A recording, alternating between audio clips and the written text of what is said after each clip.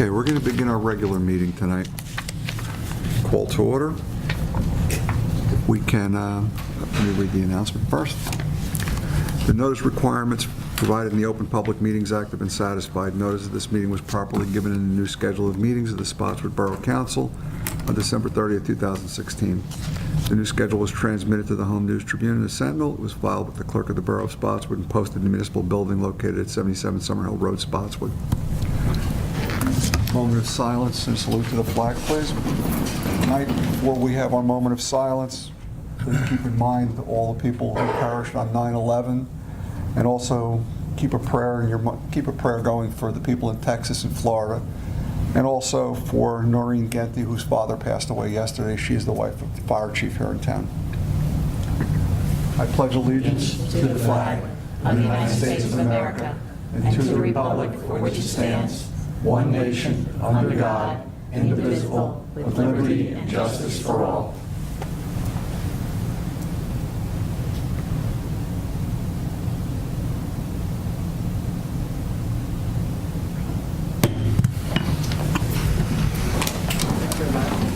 Councilman Stolen? Here. Councilwoman Rhodes? Here. Councilman Malillo? Here. Councilman Rivera? Here. Council President Ritchie? Here. Mayor Sealy? Here. We have minutes from the August 14, 2017 caucus meeting. Make a motion to pass the minutes from August 14th, 2017. Second. Councilman Stolen? Yes. Councilwoman Rhodes? Yes. Councilman Malillo? Yes. Councilman Rivera? Yes. Council President Ritchie? Yes. We have minutes from the August 14, 2017 regular meeting. Make a motion to pass those minutes? Second. Councilman Stolen? Yes. Councilwoman Rhodes? Yes. Councilman Malillo? Yes. Councilman Rivera? Yes. Council President Ritchie? Yes. We have an ordinance on second Pat? reading, public hearing. Just want to bring up, I'm going to bring up the Board of Ed first. Oh, sure. Thank you. This time we have the Board of Education members here that are going to present the referendum that they're scheduling. So I'm going to turn this part over to Graham Peabody and whoever else is here from the Board of Education that would like to speak. Superintendent? On behalf of our board president, Dulce Bronco Rivera, our business administrator, Peter Marino, and our partners in our architectural and bond counsel firm, I want to thank the council, the mayor, and our business administrator for having us here this evening. With that, we're here tonight to present to you a referendum that will take place on September 26th. In 2015, we went out for referendum, just over $9 million to the community, and we want to thank you for your support in that. And what essentially tonight we would like to present to you is in 2015, we were able to get some great rates in terms of bonds, pricing. We were able to save money in that referendum. And that money that we saved in 2015, we would like to take that money and to come back to you to ask to use that differently. So it is the money that we saved, it's not additional money.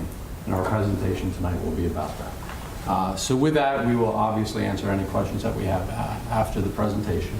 But I'd like to turn it over to Steve from Spiegel Architecture to pretty much run through some of that. Okay. Thanks, Steve. Thank you. Yeah, he should be on there. I know you have a lot on the agenda tonight, so we're trying to go quickly. Is there any questions? No. But we wanted to first start and talk about, as Graham mentioned, we had a really successful referendum the first go-around. I want to talk a little bit about that referendum and how it finished and where we stand with it. So first of all, it did finish on time and under budget. And as Graham mentioned, we ended up with money left over. So there's $1.2 million left over in that first bond referendum, which is just spectacular. But not only did we get everything done that we wanted to get done, we got it done on time and with money left over. So what did we do last time? If you remember, at the high school, we did the track, we did the grandstand, we did the locker rooms, we did windows. We also did some security upgrades at all the schools. We did some roofing, and we did some playground upgrades at Appleby, as well as some air conditioning, heating, and ventilation systems at Shonley School. And again, all of that was done in that period of time over the summer and completed on time. Here are some pictures of some of the renovations. So on the left, you can see the old locker room on the top right, the new locker room. We actually presented this, I guess there was a couple of people that graduated high school in the audience that remember them. They were actually the same for the last every many years, so it's been a while. The bottom is the old showers in the lower left-hand corner that nobody was using. Different styles of how people feel like taking showers today. So the new ones have enclosures, so you have private quarters to take showers in. Again, that's been successful in being used. Upper left corner is the grandstands of old, had a lot of structural problems. There was some issues with that being handicap accessible, so we didn't have access for people in a wheelchair. The one on the right, now fully accessible, new grandstands installed, new press box sound system and everything. So I don't know if you've been to one of the football games, but it sounds terrific. The track, similarly, you can see in the lower left-hand corner how it was worn. There were some areas that were actually somewhat of a tripping hazard. That was replaced, brand new track installed as well. So at Appleby, if you're familiar with that school in the back, the playground is actually a lot of asphalt. So there's some games on there, basketball courts and so forth. On the left there, you can see the cracks in the tired asphalt that was there prior and what the new one looks like. So again, try to make it safer for the kids, none of the tripping hazards and so forth, and that was all done successfully. We were actually able to expand it a little bit and make it a little bit bigger than what it was before. On the bottom, you can see some of the roofs. The old roof on the left, you started to have what was called alligatoring, where it was coming apart around all the flashings, around the skylights. Those were all replaced with the new roof that was put down. What building was that? That was high school. Okay. The Shonley Elementary School on the left is the old unit ventilator, which was covered up with, I guess, a lot of pictures and so forth, and they decorated them. So it's hard to really see. All the rooms were like that, I guess, because they were just really ugly to look at, but they were just very inefficient. They weren't functional. They didn't bring in the proper fresh air, so you'd have kids get tired during the day, falling asleep because you didn't have that air circulation. We'll talk a little bit about that with the new project we're proposing as well, but this was at Shonley and the rooftop units that were replaced as well. It also addressed a lot of the issues with some of the humidity problems they had in that school. So there's new controls and new heating and ventilation systems that help control the humidity as well as the fresh air intake. So the next steps, what we've been looking at is trying to come up with a way. We're thinking outside the box. The board didn't want to go and go back to the public with anything that would impact taxes. So as Graham mentioned before, we sat down for months going through different things and different ways that we can address some of the other problems that we have without increasing taxes. And that's the key here. They didn't want to have any tax increases. The board said, no, we want to look for creative ways to do these projects without tax impact. So some of the things that were left over was security and safety upgrades at the middle school that weren't addressed in that first referendum. There was the HVAC systems at Appleby. Like I mentioned, we addressed them at Shonley, which at the time was the higher priority, but now it's 3 years later, and the systems at Shonley are starting to have problems. They've had a couple that failed over last winter, so that became a very high priority for this year. Appleby. I'm sorry, Appleby. Yeah, Shonley was last time. Appleby was. And then emergency backup, both for the systems at Appleby and at the high school. We'll talk a little bit about that. So with the middle school, some of the safety and security, again, with the security systems, we're talking about cameras and other security measures, but there's also some doors that don't shut properly. They're broken. There's some security issues. There's just a handful of them in the school interior, and I think there's one exterior door. So it's a small portion of it, but obviously you need the doors to be secure, to be able to shut, lock properly, as well as when kids are coming in and out of it, as you can see by that door in the lower left-hand corner, you want them to be safe. You don't want somebody to get hurt as they're opening a door. The closers and how they twist or fall off the hinge or anything like that, so you want to address those. So we're going to get those doors replaced as well as a part of the plan. The HVAC system, again, at Appleby, just, you know, it's been there a while. It's tired. It's come to the end of its useful life. There's been a few of those that have already failed last winter. We've gotten through it. There's no backup system, so what happens is if the power goes down, those units shut down. They have some motors that have fried because of that. So with the proposed new HVAC system, we're putting in a backup generator that will at least keep the heat going. So if there is a power outage, we can take care of that. Your kids that are in the school have heat, they have you know, emergency lighting to get out, and then they can be dismissed accordingly and safely. The backup generator at the high school, Again, you can see pictures of the rust that's there, so we're looking to also replace that, make it a little bit bigger, cover a little bit more of the lighting, and cover some of the equipment in the, I believe it was the cafeteria that we were looking at, so that that area could be the staging area for release. So if there is a power outage, everybody can safely go in there. They can have lights until they're able to dismiss it. Okay. So the project. This project is looking at about $1.7 million to address these other needs, the priority needs that we've been discussing. So as we talked about, how can we possibly do that and not increase taxes? We have $1.2 million left over from the successful first referendum that we can use to pay down this debt. So that leaves about 40% of the money left to still be paid. We've resubmitted these projects now to the state, and they've agreed to pay the other 40%. So you've got funding from the state, 40%, and the other 60 is coming from the leftover from last referendum to pay down that debt. So therefore, that would be paid off, and there would be a zero tax impact. But it's key to understand that. That's how we got to the math. We strategically played with the numbers, looked at how we can do, what projects we can include, because obviously there's other things that you can try to get in there, but it didn't work. It didn't work to be a zero tax impact, and the board was clear. We have to do the high priority items, but we have to get it to where it's a zero tax impact. So we worked very hard to try to figure out ways to design this and get this ready to be constructed without an impact in this budget range. And that's how those numbers worked out. So the question comes up, what happens if we don't do these projects? Well, if you don't do the projects, you still have to replace the heating and air conditioning because there's issues and you're going to start running into problems. You have emergency generators that you're still going to need to do. So the only way to do that outside of this is either they take out a 5-year lease, in which case the tax impact is going to be there because they're going to have to take money from somewhere in the budget in order to pay for the 5-year lease over the next 5 years for this project to happen. Where you're financing it now, the way we're doing it, we're taking the money from the old bond, paying it down, and state funding, so that eliminates that problem.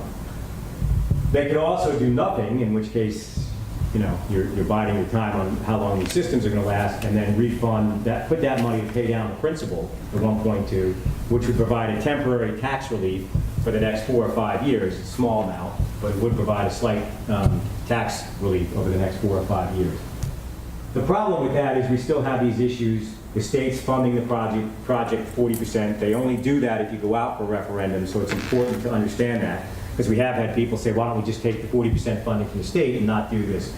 You can't do that. You have to have the 60% from the project and then the 40% from the state. Otherwise, you don't have the 100%. That's how that works.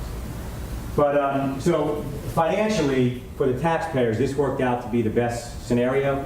Get the priority issues addressed and use the leftover money and state money to pay for it without increasing any state taxes. So, you know, I thought the board was very diligent in getting this done, getting to this point where we can get these projects moving, and the goal is to actually start replacing some of these units in the wintertime so we can start taking them offline and hopefully get through the winter without the problem. I think there was 4 or 5 units in the school that are really on its last leg, so those would be the first ones that we would replace as part of this project. So I went through it very quickly because, again, I know you have other things on the agenda. I don't know if I went too quick, but are there questions or comments or anything I missed? The geothermal at Appleby, can you speak to that? What you're doing at Appleby in terms of the HVAC? Yeah, so we're going to be replacing those heat pumps in each of the classrooms, which run off the geothermal. And we're going to be providing a boiler as a backup. Because what happens there too is sometimes the geothermal is just too cold in this environment and it can't provide the proper heat, or it takes too long to heat up and it can be inefficient. On normal days, you know, if you're in your typical range of heating season between, you know, 30 and 50 degrees, it's fine. But when you get to those sometimes in the teens and below, it doesn't heat up. So we're putting in a backup boiler will help kickstart that, make it more efficient, keep it warmer when the kids get there first thing in the morning. Okay. Didn't We're they also have? putting on, I'm sorry. Didn't they have a backup boiler? And I know they put gas into the school when that upgrade was done to the new heating system back, what, 20 years ago, 25 years ago? Yeah, There's no main furnace. I just remember in Appleby, they had that pit with the water in it, and they had supplies in there, and it was just I don't know. It I was know, a long time I know ago. they had a huge gas supply that was run into Appleby when they did that upgrade. I thought that was for a furnace. Well, they had a boiler prior to the geothermal. Geothermal. Right, I think they had oil. Put in, I guess they took that out. When we design them, we typically put a boiler, and this will be a much more efficient boiler that would have been there anyway, but when we typically design from scratch with geothermal in this region, we always put in a boiler and a chiller as backup, because there are days where in the summertime, it's too warm to cool it, or in the wintertime, it's too cold to heat it, so you want a little bit on the back and front end of that. So is the rest of the ductwork there that you can put a furnace in without, It's not a furnace, it's all piped. and that's all existing already? Correct. Okay. But we'll have to run pipe, from the boiler to the line, yeah. Not to each classroom? No, correct. Does this a referendum allow you to change the description in your current bond, or do you have to go out and bond all over again? Yeah, so part of the reason why we're bonding all over again is for that exact reason. You can't go out, even though the last referendum included mechanical and security, like all these scope were included, they were just at different schools. The board wanted to be transparent and say, listen, we're using it not at this school, but now we're using it for this school. It's the same money, we're just using it somewhere else. So go out for a referendum, let the taxpayers know, this way it's all public, everybody knows what they're doing, and they rebond for that, and they take the money and pay it down. Because that money that's left over can only be used to pay down debt. They can't technically use it for other projects that, So we anticipate a one-year bond. Let me make that clear. So, And just yes. interesting, so Lisa from Lens is the bond counsel. So the anticipation is just to do a one-year bond. When that bond comes due, the state's going to pay 40% of the debt service, and the extra money pays the 60%. The state only gives you aid if you bond. The only way a school can bond is through a referendum. So this was the only way we could access the state aid. And use their money that was left over. And Without bonding impacting- itself is... Yeah, and that way it doesn't impact the initial bond, which is already included, so there's no additional taxes that way. The bond rating is still very favorable? Yeah, yeah. Yeah, we did anticipate rates going up, but they have not yet. So Yeah. we're hoping to still catch that low rate. The generator at the high school, I know we use that as a municipality for an emergency shelter. As you all saw down in Florida and Houston, they have the emergency shelters, and we use it for a cooling station. So I am certainly in favor of using this money in this way. I just want to put that on the record. What is this election in September costing?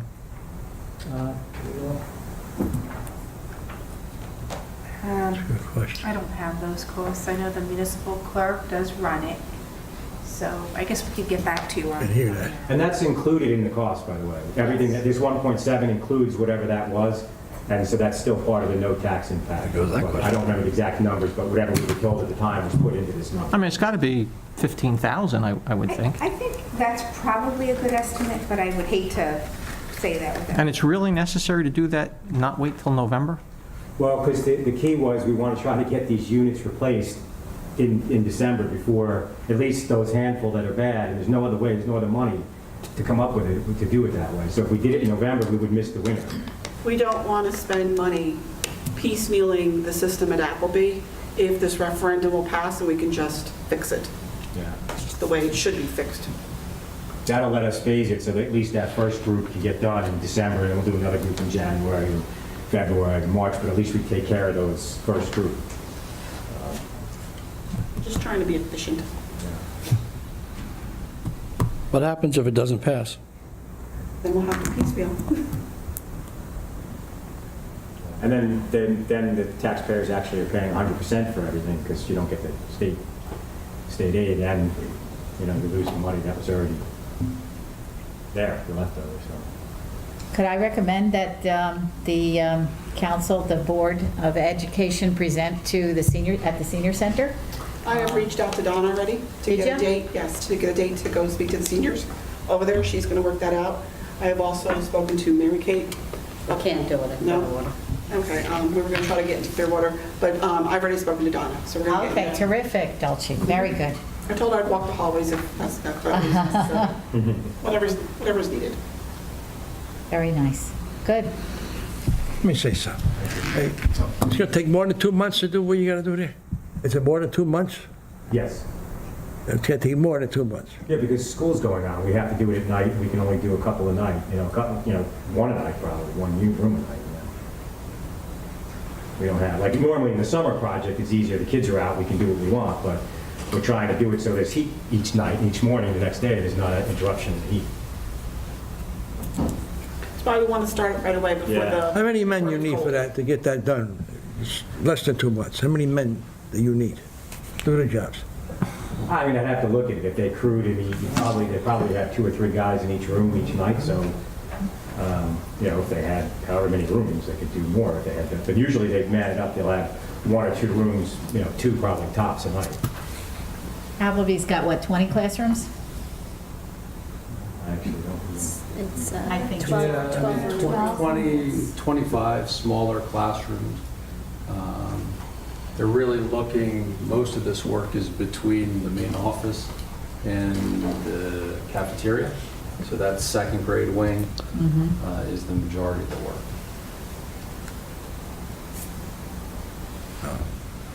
And then the generator requires a shutdown of power and things like that, so.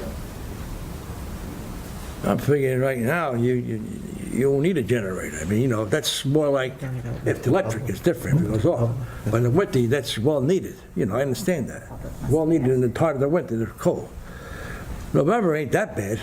I don't think it's really, we got a crazy world anyway, what's going on today. But you have to have heat available from October 15th in the school.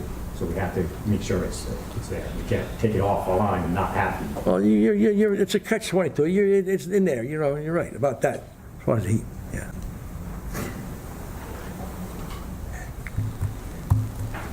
Anything else? Questions from the council? So, Can it be open to the public? Can the public ask a question? Yeah, in a second. They wanna Is get there in. anything else that we need to go over?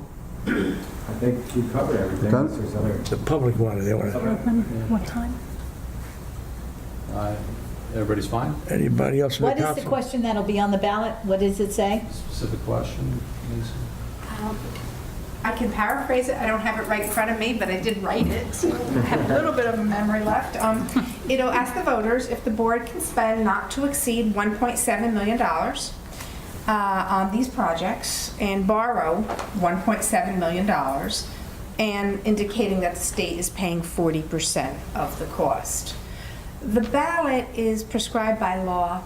We can't put this kind of description in the ballot, and that's why this word getting out about how the state's paying 40% and the old bond proceeds are paying the 60% of debt service is so important, because the law doesn't really allow you to put that kind of language in the ballot itself. There is an explanatory statement that describes that proposed financial plan, but it's not in the ballot. But it is on the explanatory statement. Okay, so to get this passed, they need to vote yes. Oh, they have, yes. To Okay. get the 40% from the state, you have to vote yes. Okay. So once this passes, you can take the remaining money that's from that bond, and then you're allowed to move it? Once this passes and the district borrows a 1.7 million bond, it would look up like a bond anticipation note that you would normally do. It's a 1-year bond. A year from, let's say, November of 18, that note will come due. The district is permitted to take those extra bond funds, the $1.2 million, apply it towards debt service. In that budget, the state also will provide 40% of that debt service to the district. That explains it, thank you. You are not allowed to take the $1.2 million and apply it to another project. You're only allowed Debt to use the service. $1.2 million for debt service. So that's why we had to come up with a creative solution to moving it around. Thank you. Is there anyone who would like to address the board? Come on up, Cheryl. Shouldn't we open it? Make a motion up to the public? Second? Second. All in favor? Aye. Cheryl Bass, Spotswood. Because the camera is focused this way, is there going to be on the school board website, the presentation? Yes, we'll have it up this week, Cheryl. Okay. And they're going to send me the slides. I'm going to interject them into this, the presentation they did, so that you will be able to see it on our video. Oh, okay. And with this particular bond issue, that it's a municipal bond, tax-free municipal bond, what happens when other problems crop up? It's several buildings for the school, it's playgrounds, it's track fields. So we have different buildings, other problems arise. Are you making allowances within the school budget to set aside money, such as a sinking fund, to take care of future projects that come up? They got a, what do you call that? So we do have a capital reserve fund, and we do have a maintenance reserve fund. We do try to grow them every year, so if there are other projects that come up, we do have a little bit of money to address other things. But I think this really leaves us in a good place, right, Steve? I mean, you've been over our buildings with a fine-tooth comb. Yeah, I mean, look, they're trying to operate and maintain 4 buildings on a 2% cap. You know, it's very difficult with the increased cost of just every year, you know, insurances and all that stuff that go up, to budget a lot of money put aside. That's why when you have projects that are in the millions of dollars, this is the only way to do it, plus the state contributes 40%.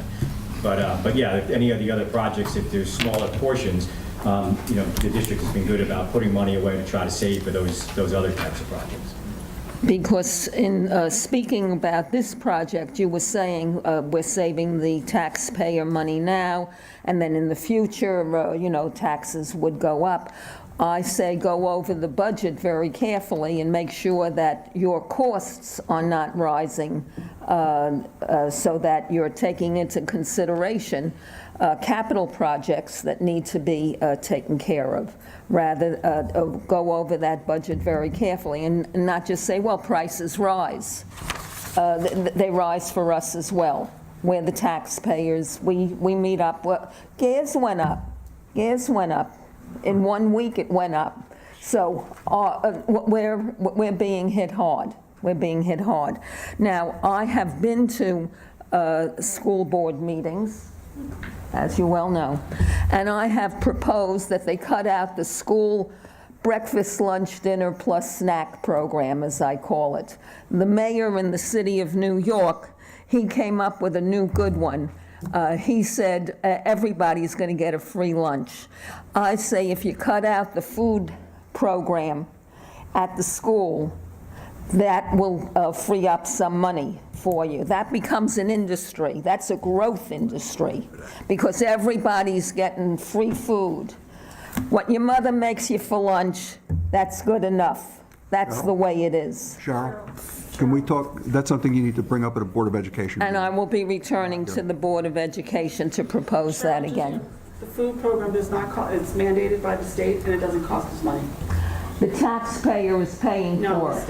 it pays for itself, actually. We can talk about it next meeting, but it pays for itself. Hungry kids can't learn. Anyone else like to come up and ask some questions? Make a motion to close the hearing? Second. That's all. All in favor? Aye. Aye. Thank you. Superintendent, thank you. Thank you Thank all. you very much. Yeah, you don't have to stay. Run. You guys don't have to stay, you can leave. La-da-dee-da-da-da. Thank you very much. Thank you. We're very Yeah, all right, very good. Thank you.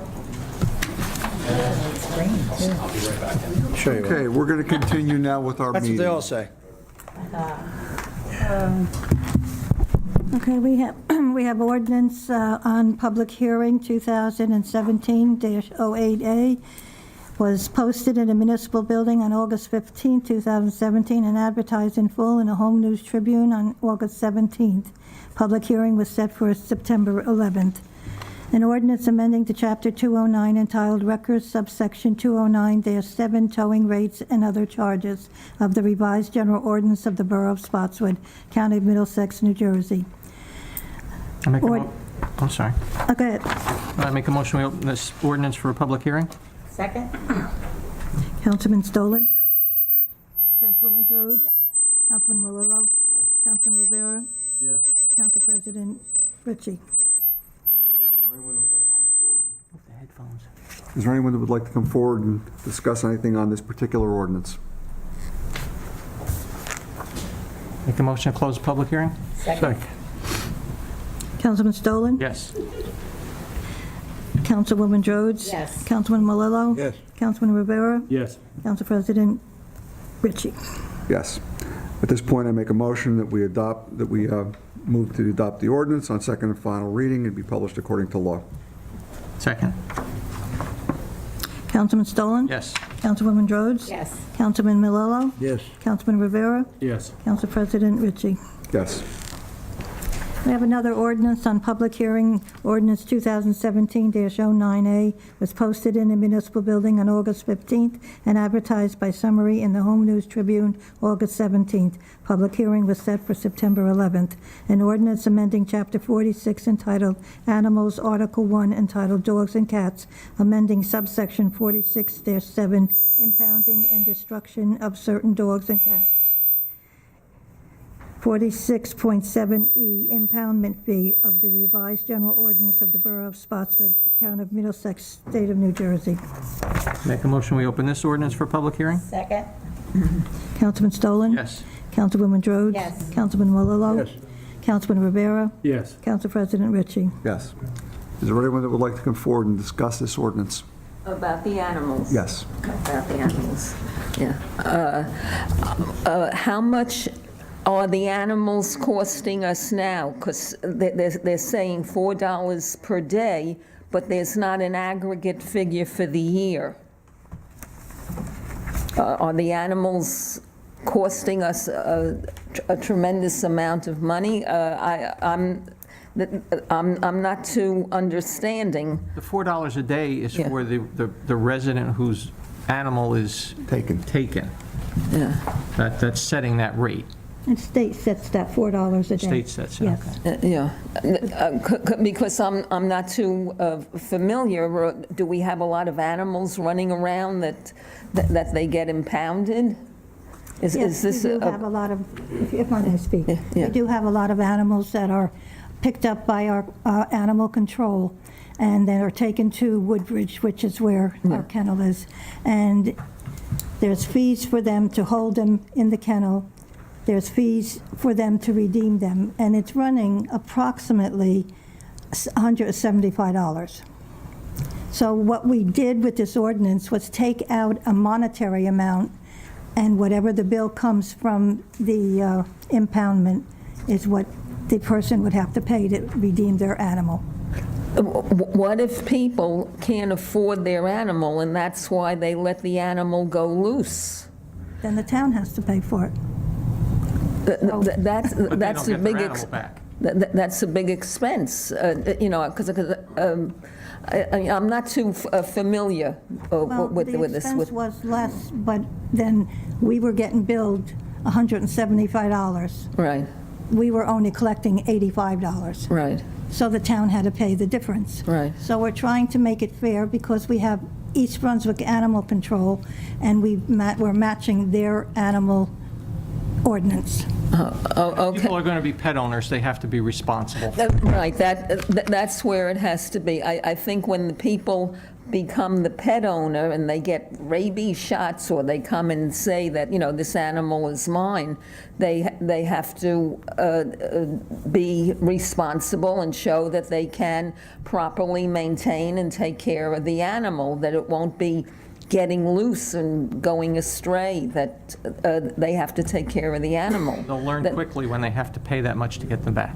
won't happen a Okay, second- yeah, won't happen a that's second what you time. have to do. You have to strengthen that Yes. law so that the people know, oh, it's not just a pet, and We get our costs covered. Exactly, okay. Anyone else?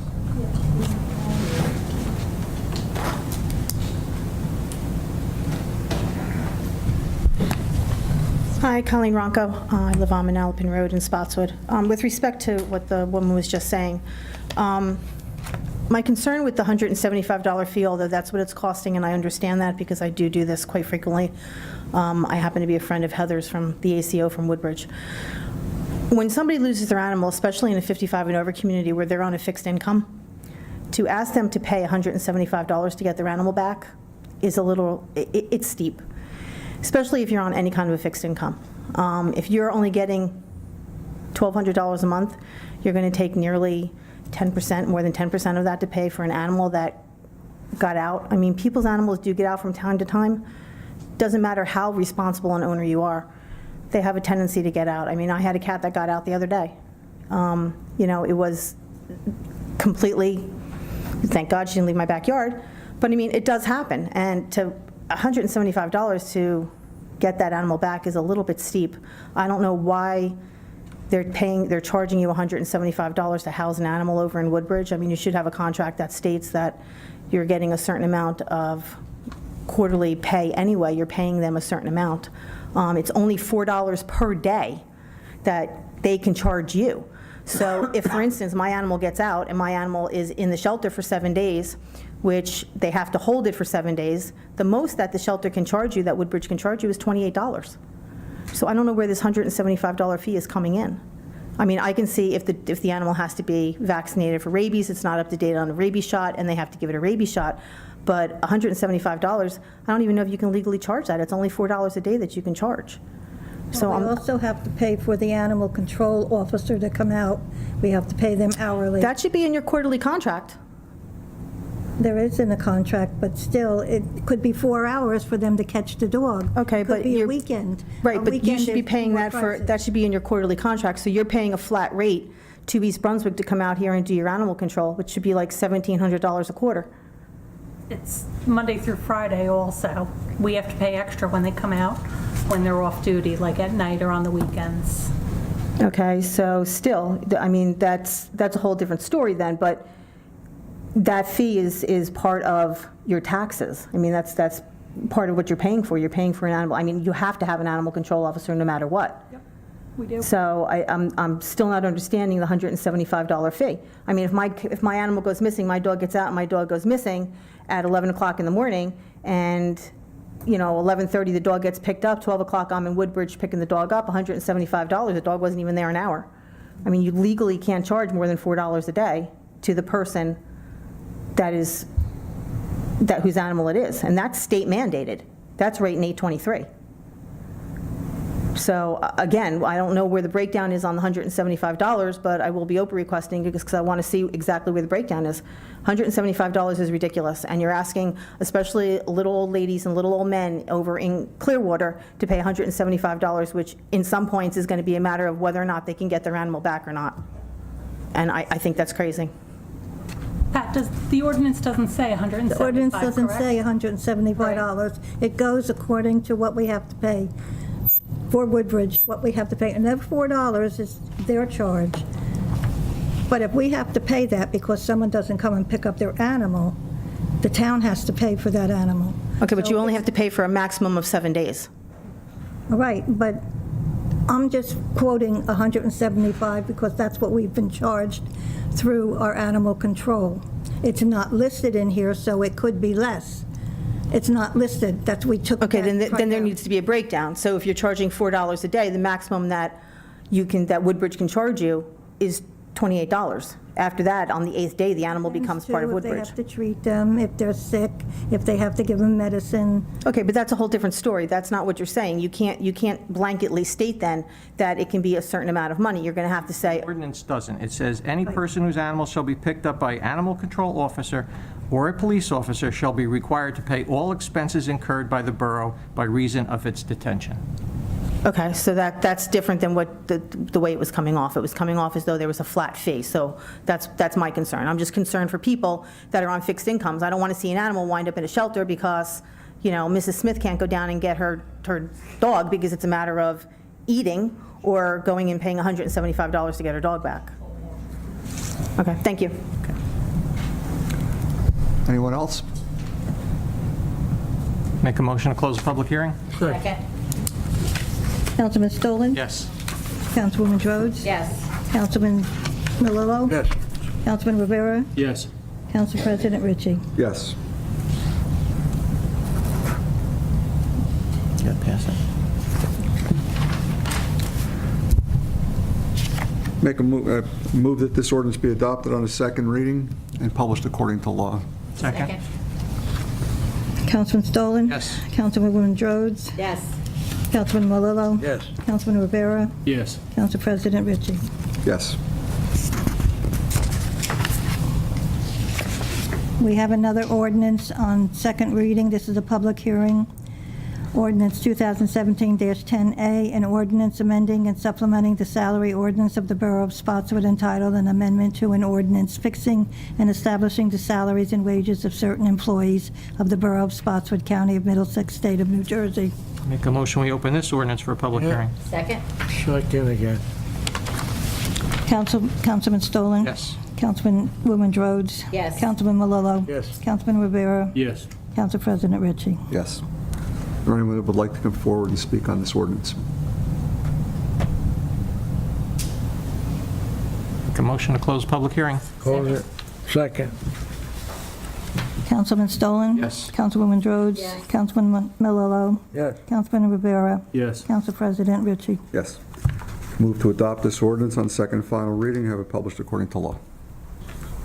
Second. Councilman Stolen? Yes. Councilwoman Rhodes? Yes. Councilman Malillo? Yes. Councilman Rivera? Yes. Council President Ritchie. Yes.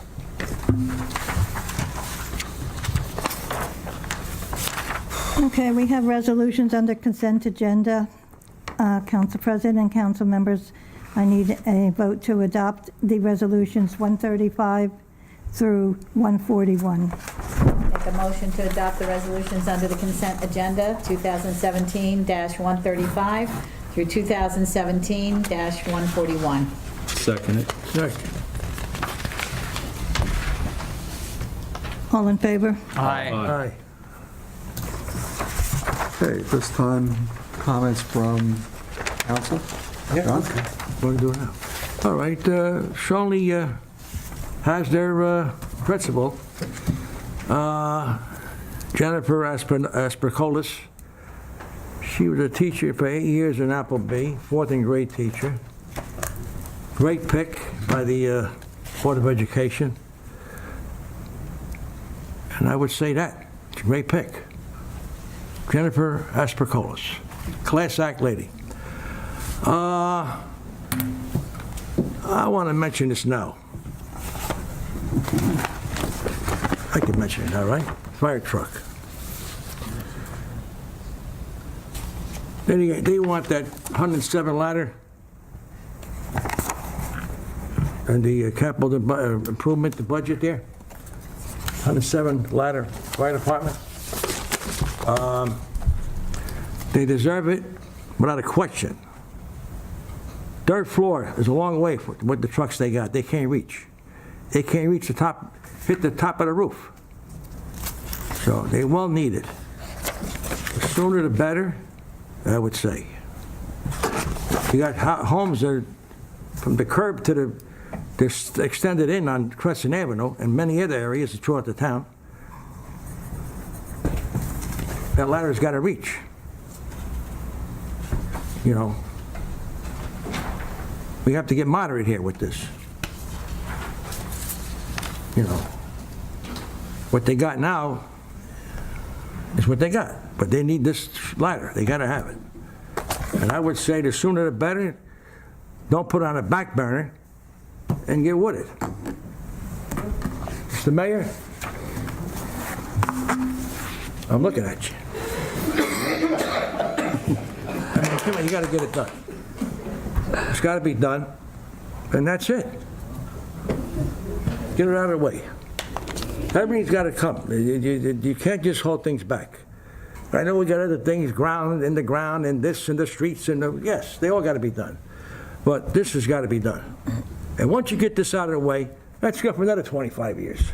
Because there ain't going to be hopefully no three-story families or anything else over here. Because you got Crescent Avenue, those two seniors there, and then, like I said, from the curb to inside on Crescent Avenue and many other streets, the houses extend in. You know, a fire's a fire. You got to put it out. Sometimes you got to do things that are crazy. Drive up lawns and everything else, but, you know, sometimes you have to do what you got to do. It's like anything else. And when you got to do something, you got to do it. And that's it.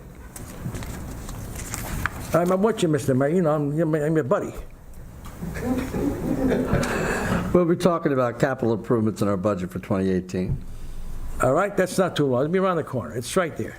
It's in a stretch. So we'll get back at that. All right? Very good. Thank you. That's all I got, Mr. President. Marge? Oh, yes. Oh, yes. September is National Recovery Month. For those of you who have a family member that's addicted or has been addicted to substances, whether it's alcohol or drugs, this is the month. The perspective on addiction is changing now. It is a medical issue. It's not a punitive law enforcement. It's shifting to more a medical issue. Addiction is something that can be treated successfully. All of the hospitals in Middlesex County are putting in opioid overdose recovery coaches. They'll be available at Robert Wood, at St. Peter's, also at JFK, and at Raritan Bay, Perth Amboy, and Old Bridge, where they would come to the bedside. If you have a person who's saved by Narcan and they transport them to the recovery rooms, we'll have programs in place where they can get coached by another recovering addict who's been at least 4 years clean.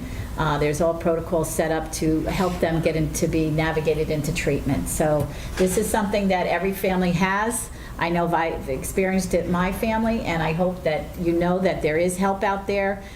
There's a lot of resources now at the county level and at the hospital level. I'll make some stuff available here in town through the business administrator, some more information. So please take advantage because it can be very difficult to handle. The 9/11 event tonight, I want to thank the mayor and Jose, and Ted was there. It was a terrific event. It seems like only yesterday, I think everybody in this audience that was alive on 9/11 can think back to where they were when they heard the news of those tragic events. And at the hospital, I know we prepared to receive all the survivors that we thought were coming from New York. We evacuated 300 people in 3 hours, and to only learn that nobody was coming. And it was the hardest thing, I think, for anybody, and the families. We had a local family who was affected, who've lost people. So just keep them all in your prayers tonight when you go to sleep, because it really, 16 years later, it just seems like it was yesterday. EMS, the recommendations by the committee that we made public in May. Some members are here in the audience, Jackie and Ed Smith and Ted Richard. I know the mayor, we have our eye on you too, besides John. So we're asking at the next meeting if you could present, just some information more fleshed out about the recommendations we had made and what direction we're going in and what we have done so far. And I know that we've done quite a bit. But if we could get a more formal presentation at the next Borough Council meeting, I think that would be very helpful to everyone, and especially those people who worked so hard and donated their time to contribute to that report. And I know we've talked about it. Yes. Thank you.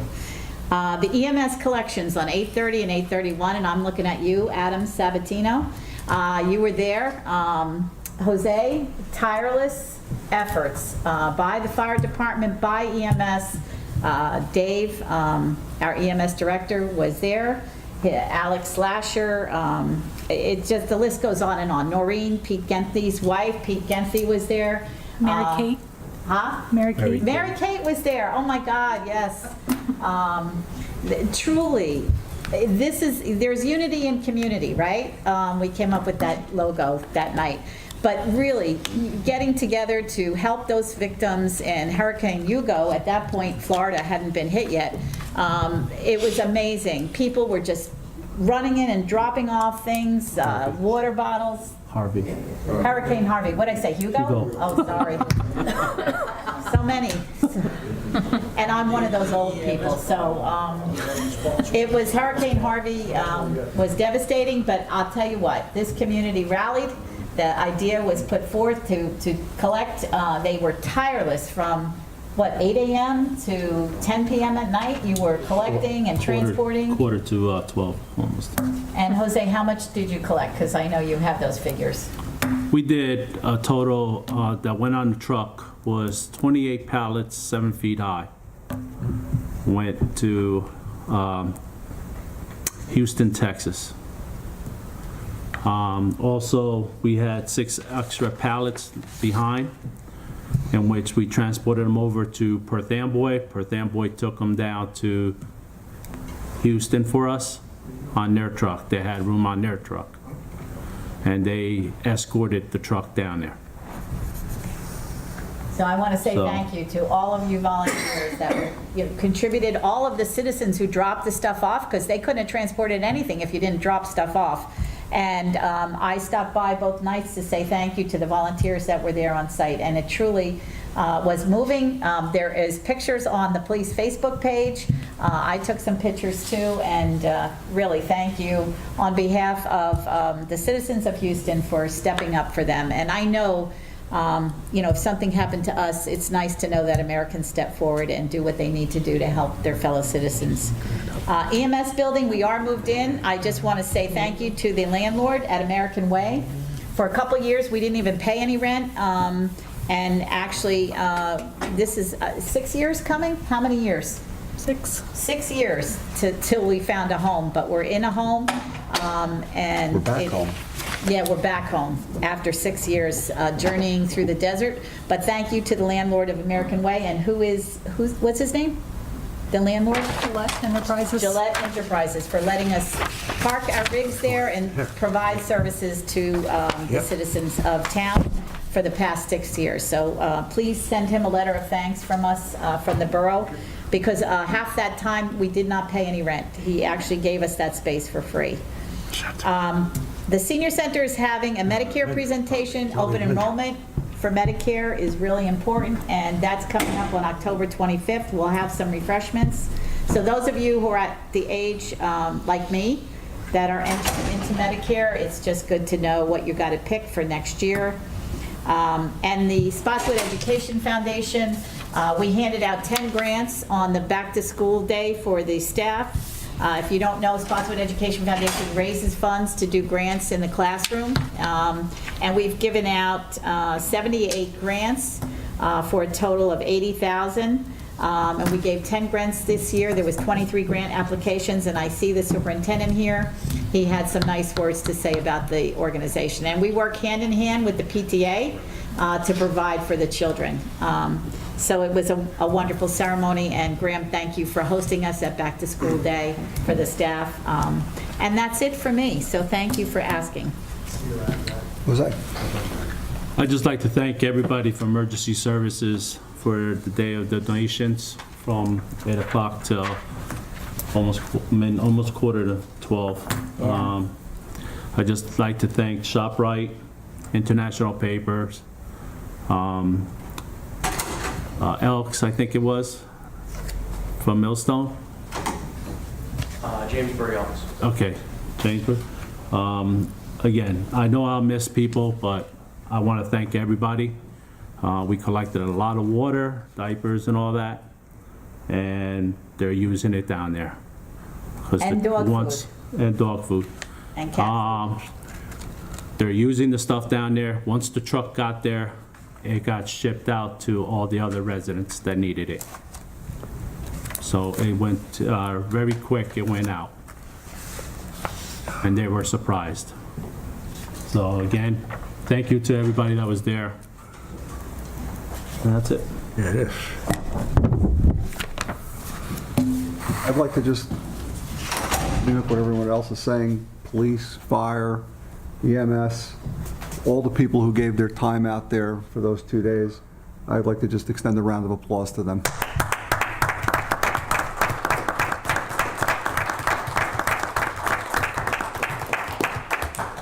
It shows how fast a small town can pull together when something hits the fan and everyone steps up. Everyone here probably remembered what they went through when Irene and Sandy came through and how tough it was. And I'm glad to see that the community came out and really put their best foot forward. The only thing other than that is the 5K race was held on this past Saturday, and we had a very good turnout. I believe about close to 150 people came out. which was much better than last year's, but it was also a much better day this year. So a good job to Rec. All right, at this time, is there a motion? Mayor? Oh, I'm sorry. Mayor. I'm not feeling love. You do this to me all the time. My We head got our eyes on you. My head is dull from NyQuil right now. Well, as the council is so well put, I'll put it the same way. I'm proud to be a member of Spotswood and represent this community as a leader, especially knowing I have such great volunteer groups that put so much time and effort in humanitarian efforts. So definitely kudos, you are above the rest. So thank you very much. That being said, I'll just go over a few little things I've been doing. I don't know if you're aware, but myself and Mayor Slavicek attended Shonley School on Thursday and Appleby School on Friday to welcome all the students back to school. We passed out a little coloring book that enforces community relationship, and our community should bond together and because we have multiple communities in our school system, as well as pencils from the mayor's office. I'm sure they're really excited about that. And after that, let's see, I attended the 5K race myself also, which was a beautiful day, and it was well attended. On Sunday, I did a ribbon cutting ceremony at the Reflection Hair Salon on Main Street. Resident Patty Research has recently moved her business from East Brunswick to Spotswood, so that was a good thing. As Marge had mentioned, we had a brief service this evening at 911. I thank everybody who attended and helped me put that together. Since the tax letter went out with that lovely letter on the back that gives out my email address, I'm getting a lot of response from residents with issues. I've been looking into them all. There really isn't a lot. I would say probably a dozen in the past 2 weeks, but I do get back to everybody about their problems. As soon as I've surveyed the problem, see what we can do about it, if we can do something about it. And if not, I explain why. I intend to get a hold of Kenyo Consultants regarding grant writing this week. They get about $3,500 to write a grant. I got to find out how that works. Do we pay that grant if they get it or not? Or is it like a guarantee fee? And this is my final thing. Would be a resident that's in our audience tonight. I'm sure he'll be up front here today to talk to us. Him and his wife are present, Peter Demetrio. I said he's the gentleman with the water issues with the beautiful filters that look like they make iced tea. And Fred has been going over there to check the water. We're setting up testing for his house for the first and third Tuesday of each month. Fred's been flushing a few times a week. He'll investigate the idea of the trickle flow at the hydrant so long as it's possible with our pressure problems, because I believe we had that at one time when we ran a water line to the sewer to keep the water flowing, because it's a dead end and the water stops and it builds up rust rather quickly. I spoke to this gentleman this evening. He's made me aware of the fact that it lasts for a few days and comes right back, so I'll be speaking to Fred to see if he can get over there within a few days of doing the test to see the water quality at that time. And pretty much, unless I forgot something, that's all I got. Thank you. All right, this time I'll entertain a motion to open it to the public. Make a motion to open to the public? Second.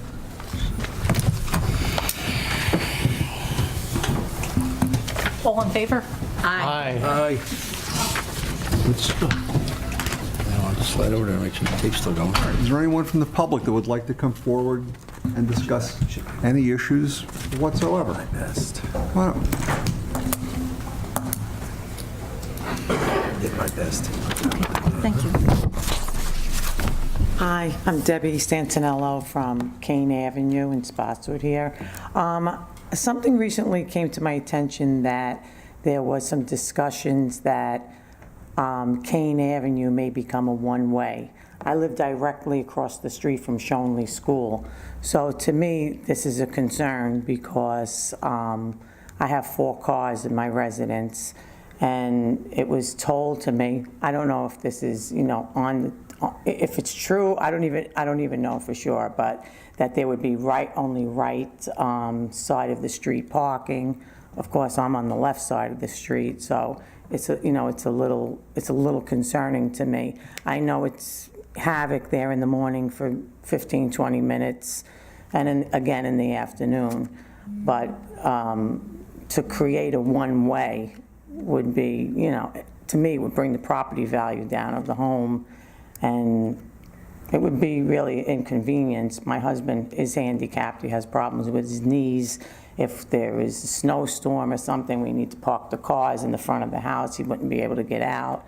So I'm a little concerned that there may be this discussion about a one-way going up Kane Avenue where the Shonley School is.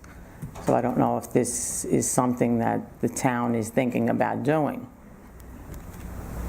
There had been some discussion and perhaps a recommendation that this be looked into, but it really hasn't gone anywhere else right now. There was some thought about perhaps making it one way at certain times to help get traffic from school in and out, but at this point, there's still nothing that's in concrete.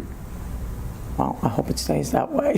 We have one side of the street parking in Valete Street as well, but it's during school days and school hours, so Right. it tries to minimize inconvenience.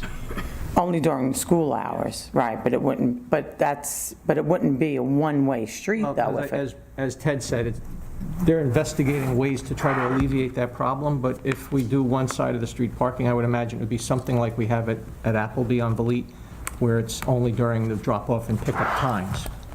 Okay. But, as he said, it's still being investigated. Okay. Okay, thank you for listening. Okay. You're welcome.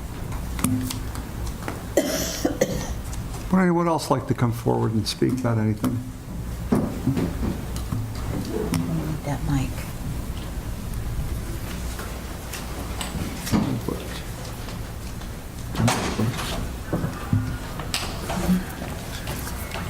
Frank Carnation, 41 Kane Avenue. I've been listening for weeks and months and years about our building, EMS building. I didn't hear one word about that tonight. What's the status? Everybody's moved into it. It's finished. Oh, how do we know that? I don't stand over there watching that. We talked about it earlier tonight. Frank. I don't hear well, so if you did, Yeah, it was is it discussed finished? earlier tonight. Done? Yeah, On they're time moved and on in. We're schedule? working on the punch list. There's a On couple things time? left. And on Time, cost? under budget. I'm sorry, what did you say about the budget? On time and under budget? The bids came in lower than we expected, Yeah. yes. Came in under budget? And on time, ahead of time. Emergency Frank. services moved into it last week. Yes. Okay. They're in the building already. Their EMS is in the building. They're back in their building. Yeah, okay. Okay. They've emptied out. I'm glad you told me that, because I never would have known that. Yeah, we said it earlier tonight. Yeah. So we're all finished with that then? Yes. There's a couple little items that still aren't finished, but they're All working. those are going to be that, yeah. The little punch list things, but for the most part, they're done. All the equipment's in there, the ambulances are responding from there, the staff is Are we going in there. satisfied with the completion? I mean, they did a good job? Yes. On time, on the cost? I guess On you time can't and under cost. complain too much about Yeah, we that. had 6 said, years later. while the engineer was here, we said how accommodating the redeveloper was, what a great job he did. Okay, good. One other question. I know I'm going to sound like an old broken record, but one of the resolutions, 217-139, renewal of shared service agreements with public health. Why don't you put the amount, how much does that cost us? Why don't we put the amount in there? I've said this 5 or 10 times over the years. Don't you people review this? Aren't you interested in cost? 32,000, it is in there, Frank. Not on my sheet. It's 32,000 and change. It's in the resolution itself, not on this. All right, well, this is only what I can go This is by. just a synopsis of what's there. Okay, well, The resolution itself has the amount. Frank, it's Okay, yeah, but I don't see that. $32,645. I don't see that. The right there. resolutions are on the table, All right, but the synopsis here doesn't carry that. all right. One other comment too. When they went over the, I guess you could call it the budget at Helmetta, I heard them mention Helmetta one time. Helmetta, based on what I read here, they're building some luxury, quotation, luxury apartments. They're going to have some money. And I want to make sure that we get our proper share. Some of these capital projects, go ahead. Because last time we went through this, We had some It problems. was a huge lawsuit with Spotswood and Helmetta. They did a development with payment in lieu of taxes, pilot, and they are not getting a lot of money. And we fought and came up with a settlement in court where at least if they go over a certain number of students, we're going to get payment of those students. So that's the best we could do. That's a signed agreement, we agreed to that? Yes. Yeah. There was something about 5 years. I remember there was 5 years that we had to repay them, or they were going to repay us. It had to do with the number of students, I think, Frank, over 20 students that settled in that new construction. They would have to pay us tuition for those extra students. And that pilot fund, I think it was $100,000 that they were getting from the developer every year. We so. got, Nothing. no. We were getting nothing. We're Yeah. getting nothing. But then we fought and we got some settlement from that. School is supposed to get half of their pilot money, supposed to, we're still fighting with Helmetta over it. But the way the contract reads is we're supposed to get half of the pilot money. Right. Period, to help pay for whatever students come out of there. But if they go over 20, they will pay half plus a per pupil cost. Okay. I knew there was something like that, yeah. And Dulce, the school is on top of keeping track of. As long as we get our share, that's all I'm saying. I want that money. Oh, yeah, okay. I don't blame you. Okay, thank you, folks. Thank you, Frank. Thank you, Frank. He's a good guy. Anyone else want to come up and speak? Oh, yeah. Hello, Jackie. Jackie Palmer, Shippen Street. When was the last time we did a cleaning and lining project? Do we know that answer, or do we want to give her that Kane Avenue, before? Kane Avenue, 5 years? 2014, I believe. Because I remember there was a time that we were doing regular, right? Right. Cleaning and lining projects, and then is there a reason that we stopped doing them after that? Yeah, the We majority had of the it emergency finished. one in Herman, the 1 year we had to do, that was $250,000. Last year. Yeah. That was replaced. Well, those streets didn't have pipes that could be relined. That was a whole separate issue that cropped up. The pipes that could be relined on the upper end of Spotswood, we did the majority. I think we had done a project and pretty much completed the streets we wanted to have done. We actually have a map Yeah. that shows all the streets that were done. As far, there is a small percentage left, as well as all the tree streets. Because I remember issues. that, and then it wasn't happening for a while, and Some now of them, I know like Bruce was just bringing it up Willard again. Clark had issues because of the size of the pipe. Yes, So- we did. So there's a couple streets like that, but the ones that could be relined, we did most of that. And then I just have a question on the bill list. Refresh my memory again, this bill list, these do not get paid until the approval comes through tonight? Formally. Right. So that's true. So anything that says 9/1 payroll was not paid to them? Or it was paid before this bill list was approved? Payroll is going to get paid no matter what. I understand. I'm asking because there are It's the bills formality that of go putting- back so many months. So I'm questioning why we're not approving bills that are like, nothing gets paid until this bill list is approved is what my question is. Typically, Certain bills do. The Certain bills CFO has do. the authorization to do so. We do a resolution at reorganization that authorizes him to pay certain bills. And how do we know which of these bills in the bill list that you aren't approving that are already paid? we're paying payroll, we're paying taxes to the school, taxes to the Utilities. county, utilities. Health insurance for the Things that employees. we have to pay that are going to recur month by month by month. And they back up a little bit more during the summer because we only have one meeting in August and one in July, so that sometimes backs up. Okay. I was just looking at some of the things, and they go pretty far back. So I'm just wondering if those vendors really actually wait for their money this long, They or do. if we pay them and then We actually approve it had after the special fact. meetings this summer because of the bills to the EMS that we had to be approved before they could be paid, so we actually had Two short special two meetings. special meetings to Right. pay JG Drywall, basically. No, I know, and I see it here, that they need to, they're on the bill list, and we just approved it tonight, that resolution, so. But that was the one for tonight, but there was two other prior ones that we did special meetings for, just to get them paid.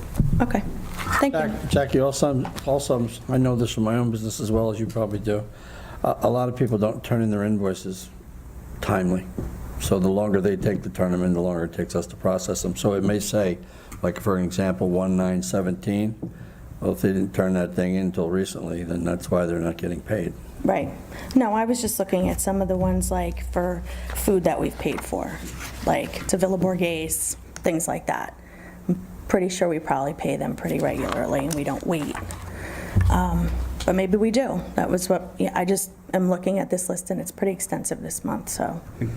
Other than what we set up at the beginning of the year, everything else waits until it gets paid on, until it gets approved on here. Okay, thank you. You're welcome. Anyone else? Ed?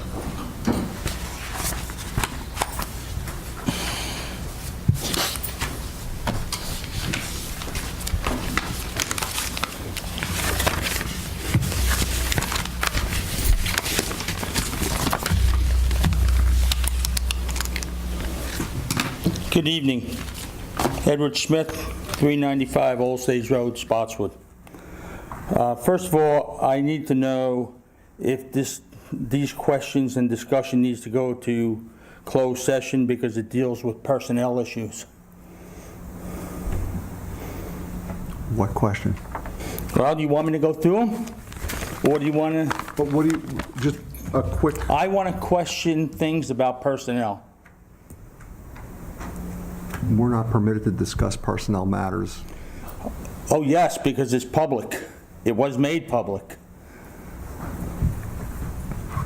Well, why don't you ask the question? A matter of fact, it was a resolution that this board passed. Well, bring the question up. Okay. Okay. What is the requirements for being a business administrator in Spotswood?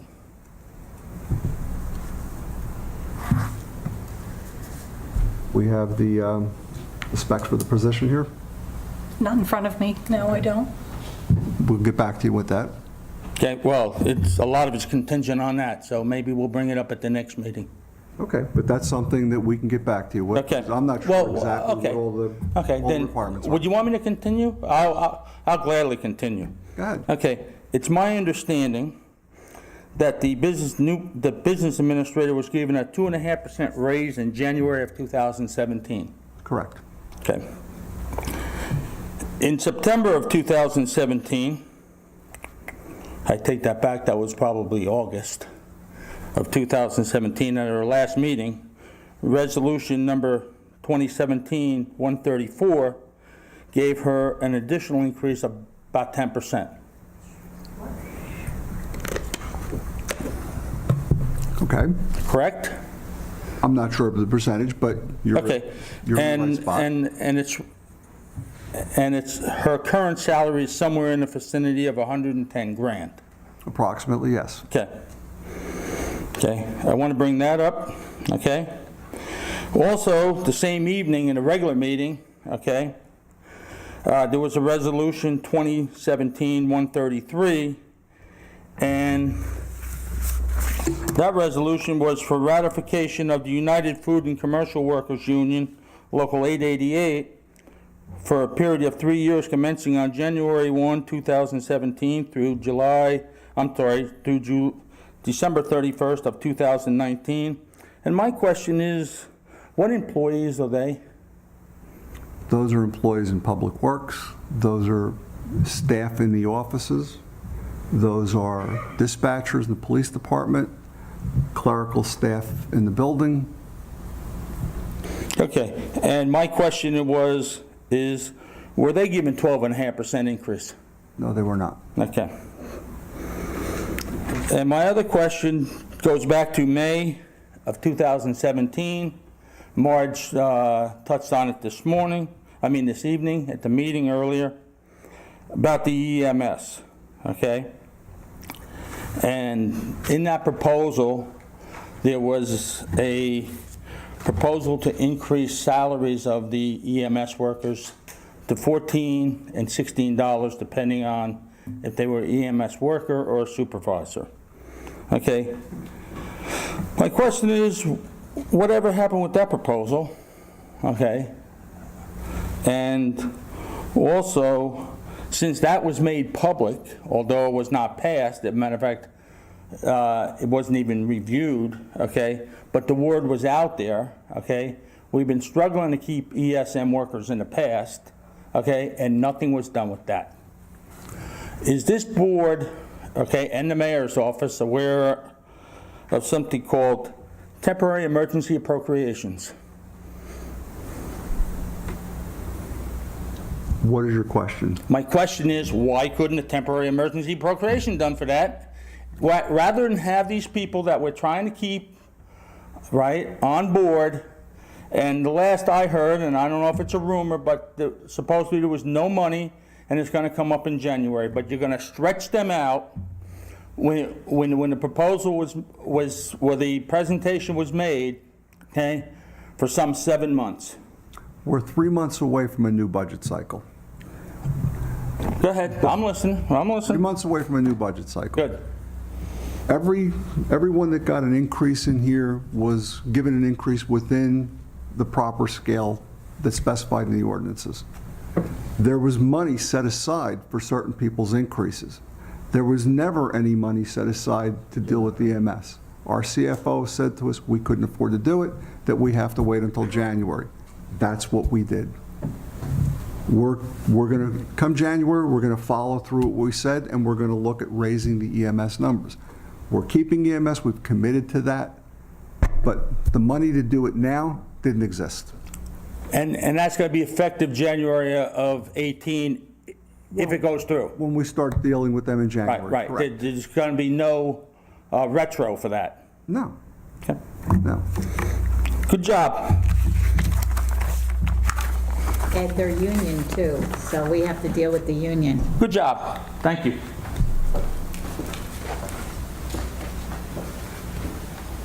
Jackie Palmer. So we set aside, I just want to clarify what you just said. We set aside a $10,000 increase in our Not budget. what I said. Okay, can you clarify that for me then? That's not what I said. What I said was there was money in the budget for certain increases. Okay. Okay? The pay scale for the business administrator is greater than what she received. She's within the range. Our CFO said that it could be done. Our CFO said there was money available to do that. There was nothing set aside for anything to do with EMS at that point in terms of salaries. That's why EMS didn't go up.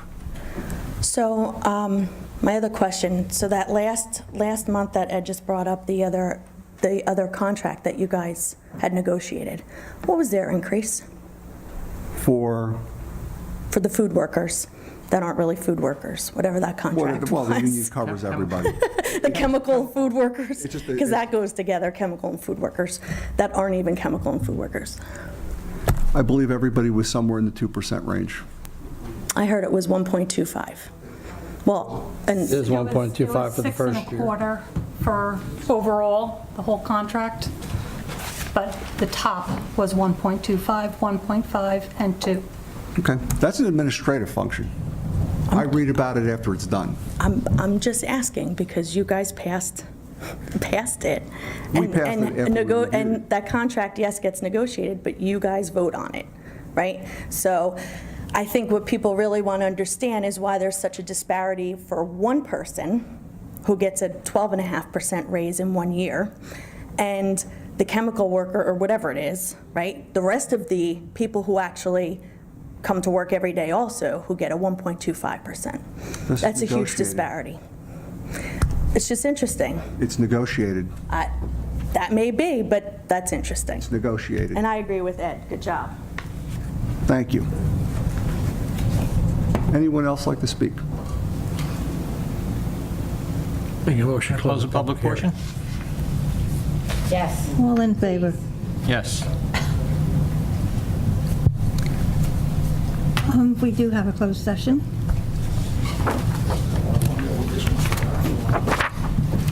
Whereas Section 8 of the Open Public Meeting Act, Chapter 231 PL 1975 permits the exclusion of the public from a meeting in certain circumstances, and whereas the public body is of the opinion that such circumstances presently exist, now therefore be it resolved by the Borough of Spotswood, County of Middlesex, State of New Jersey as follows. 1, the public shall be excluded from discussion of any action upon the hereinafter specified subject matter. 2, the general nature of the subject matter to be discussed is as follows. Contract negotiations / shared services. It is anticipated at this time that the above stated subject matter shall be made public when confidentiality is no longer required. This resolution shall take effect immediately. Make a motion to pass the resolution? Second. All in favor? Aye. All right, ladies and gentlemen, at this time, we're going to go into a closed session. Session, and that's the story. When we're concluded, we will reopen to the public. No action. No action will be taken this evening. Thank you for reminding me. All right, is there a motion to close the close and I reopen make a the motion, we open? close the closed, reopen the open. All in favor? Aye. Who's the second on it? Second. Should let the audience in? Please. Is anybody in it? Oh, yeah. Yeah, they're still out there.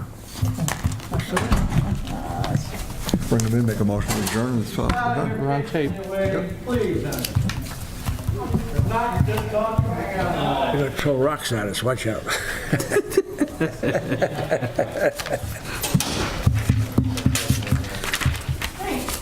Oh, she's all right. Check him out. Excuse All me. right, let's open it up, that's all. We'll get rid of this right away and get it over with. There we go. Excuse me.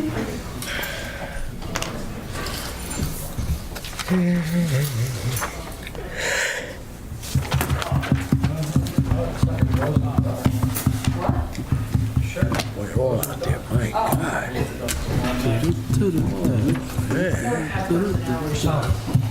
Okay. Story. All right, we're back into the open part of the meeting. There was no action taken during the closed portion. Is there a motion to adjourn? Motion to adjourn. Second. All in favor? Aye. Meeting is adjourned. Our next meeting will be on September the 25th. Thank you for coming.